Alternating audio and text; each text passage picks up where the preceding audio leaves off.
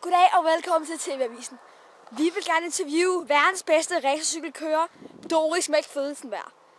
Og vi er sikre på, at hun snart kommer ud med sin splinter nye racercykel i rød. Det er bare super, det der. Det er sørme en vild kravat. Hej Doris. Hej. Vi vil gerne interviewe dig lidt, hvis det er i orden. Ja, selvfølgelig. Vi har nogle spørgsmål fra nogle af dine fans. Hvilke råd kan du give til dem, der gerne selv vil være...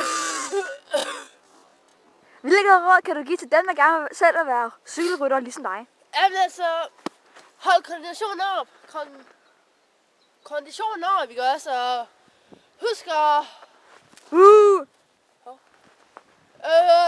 Og husk at cykle nogle gode lange ture. Og så skal jeg skal altså lige have en karavel. Det bliver jeg lige nødt til. Så er jeg lige ved at gå sukkerskold her. Det smager godt. Nå. Hvad fanden? Godt. Men tak for de gode råd. Nej, faktisk. Og man skal huske, og selvom det er mega, man skal alt slags vejr, skal man bare ud og cykle, hvis man har tænkt sig at blive en god cykelrytter. Ja. Og det er det, jeg har tænkt mig at gøre nu. Det er i orden. Jeg cykler en tur. Vi optager dig så lang tid vi kan.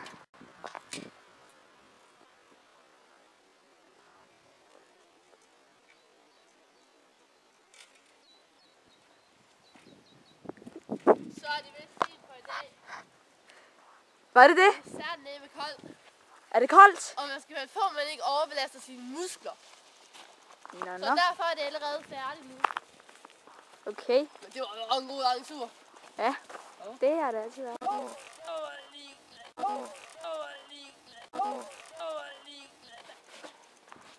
Nå, vi ses Doris.